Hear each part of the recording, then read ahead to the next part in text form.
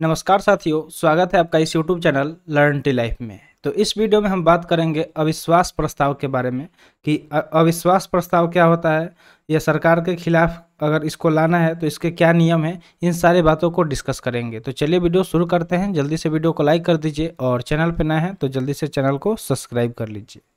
तो चलिए शुरू करते हैं। लोकसभा अध्यक्ष ओम बिरला ने सरकार के खिलाफ विपक्ष के अविश्वास प्रस्ताव को स्वीकार किया है। यानी कि अगर हम बात करें लोकसभा के अध्यक्ष जो कि कौन है, तो ओम बिरला जी है। उन्होंने क्या किया है कि एक अविश्वास प्रस्ताव को एक्सेप्ट कर लिया है, स्वीकार कर लिया है, जो कि किसके द्वारा दिया गया है, तो जो भी विपक्ष वाले हैं उनके द्वारा दिया गया है। मणिपुर में जो वायलेंस हुआ था उसके स्थिति पर पीएम मोदी के बयान को मांग कर लेकर विपक्ष के विरोध प्रदर्शन के बीच यह अविश्वास प्रस्ताव लाया गया है। तो चलिए जानते हैं कि ये क्या होता है।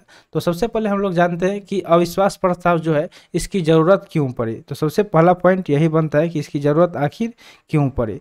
तो देखिए, लोकसभा अध्यक्ष ओम बिरला ने सरकार के खिलाफ विपक्ष के अविश्वास प्रस्ताव को स्वीकार किया है। साथ ही उन्होंने कहा है कि वह सभी दलों के नेताओं से बात करेंगे और घोषणा करेंगे कि प्रस्ताव पर चर्चा कब की जाएगी।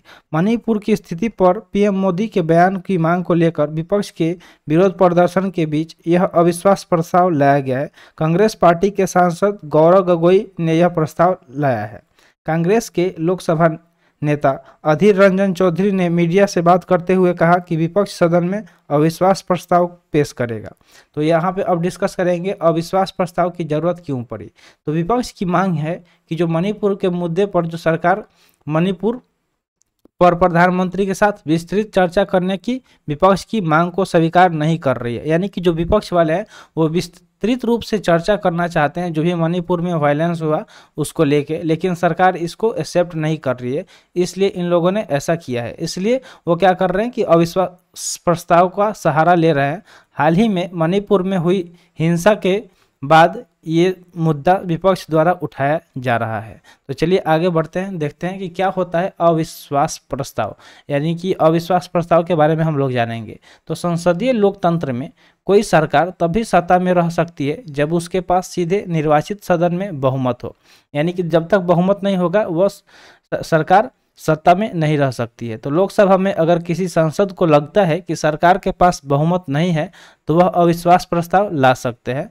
अविश्वास प्रस्ताव को पेश करने के लिए कम से कम 50 सांसदों के समर्थन की आवश्यकता होती है। तो देखिए, अगर डाउट होता है उन लोगों को कि इनके पास बहुमत नहीं है तो वो ऐसा कर सकते हैं, लेकिन इसके पीछे भी एक नियम है।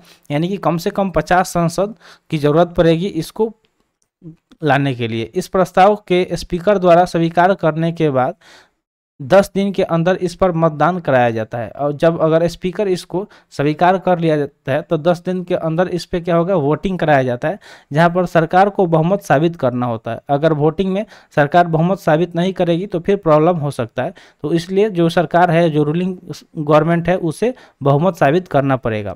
प्रस्ताव का समर्थन करने वाले सांसद सरकार की कमियों को उजागर करते हैं। यानी कि जो भी ये प्रस्ताव का समर्थन करते हैं, जो इसके साथ में होते हैं, वो क्या करते हैं कि सरकार के कमियों को बताते हैं कि ये इनके अंदर क्या क्या कमी है, और ट्रेजरी बेंच उनके द्वारा उठाए गए मुद्दों को प्रतिक्रिया देते हैं। और जो ट्रेजरी बेंच होता है तो जो भी वो मुद्दा उठाते हैं वो उसका रिएक्शन देते हैं। हमारे संविधान के अनुच्छेद 75(3) में कहा गया है कि मंत्रिपरिषद सामूहिक रूप में लोकसभा के प्रति जिम्मेदार होता है। तो आई होप ये चीज़ समझ में आ गया होगा। चलिए आगे बढ़ते हैं। अगला पॉइंट दिया गया है कि क्या मोदी सरकार को चिंता करनी चाहिए। ये जो अविश्वास प्रस्ताव लाया गया है इसको लेके मोदी सरकार को चिंता करना चाहिए या नहीं, आइए जानते हैं। तो लोकसभा में बहुमत का आंकड़ा 272 है। यानी कि अगर लोकसभा की बात करें तो वहाँ पे बहुमत कितना, अगर 272 सीट है तो बहुमत माना जाता है। और वर्तमान में अगर हम बात करें तो जो एनडीए सरकार है, जो मोदी गवर्नमेंट है, ये क्या है, एनडीए सरकार है, ये क्या है, गठबंधन किया गया है। तो उनके पास 331 सदस्य है। तो अगर एनडीए को मिला के हम बात करें तो 331 सदस्य है।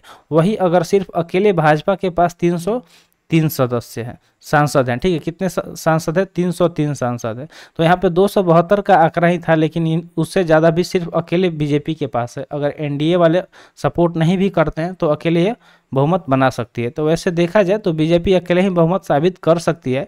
गैर एनडीए दल एक साथ आ जाएं इसकी संभावना बहुत कम है। अगर जो भी गैर एनडीए है, जो एनडीए के खिलाफ है, तो अगर एक साथ वो आते हैं बहुमत, वो क्या करते हैं, गठबंधन करते हैं, तो ऐसा संभावना बहुत कम ही होता है कि वो आएंगे। अतः मोदी सरकार के पास बहुमत साबित करने के लिए पर्याप्त संख्या है।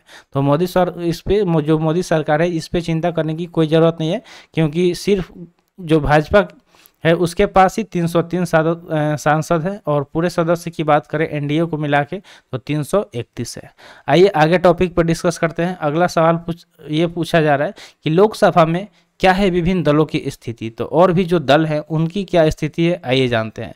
तो विपक्ष द्वारा अविश्वास प्रस्ताव पेश किए जाने के बाद एक नज़र लोकसभा में विभिन्न दलों की स्थिति पर डालते हैं। लोकसभा में बीजेपी की 303 सीट है, वही एनडीए के घटक दलों शिवसेना शिंदे गुट की 13 और एलजेपी रामविलास की 5। अपना दल सोनेलाल की 2 सीटें हैं, कांग्रेस के पास 49, डीएमके के पास 24, टीएमसी के पास 23 व जेडीयू के पास 16 सीट हैं। तो यहाँ पे कुछ आंकड़ा बताया गया, अलग अलग जो भी दल हैं उनका क्या क्या स्थिति है लोकसभा में वो बताया गया है, तो इसे आप ध्यान से देख सकते हैं। चलिए आगे बढ़ते हैं। आगे दिया गया है टॉपिक कि संख्या बल में एनडीए है मजबूत। यहाँ पर टॉपिक दिया गया कि जो संख्या बल की अगर बात करें तो इसमें एनडीए काफ़ी ज़्यादा मजबूत है। तो लोकसभा में बहुमत का आंकड़ा 272 है, और वर्तमान में एनडीए सरकार के पास 331 सदस्य है, वही अकेले भाजपा के पास 303 सदस्य है। वैसे देखा जाए तो बीजेपी अकेले ही बहुमत साबित कर सकती है, गैर एनडीए दल एक साथ आ जाए इसकी संभावना बहुत कम है। अतः मोदी सरकार के पास बहुमत साबित करने के लिए पर्याप्त संख्या है। तो आई होप आपको सारे पॉइंट क्लियर हो गए होंगे। तो आज के लिए इतना ही, आज का वीडियो यहीं पर समाप्त हुआ। वीडियो कैसा लगा कमेंट सेक्शन में जरूर बताइएगा, और ऐसे इन्फॉर्मेटिव वीडियो पाने के लिए चैनल को सब्सक्राइब कर लीजिए। तो मिलते हैं फिर अगले वीडियो में। Thanks for watching. जय हिंद।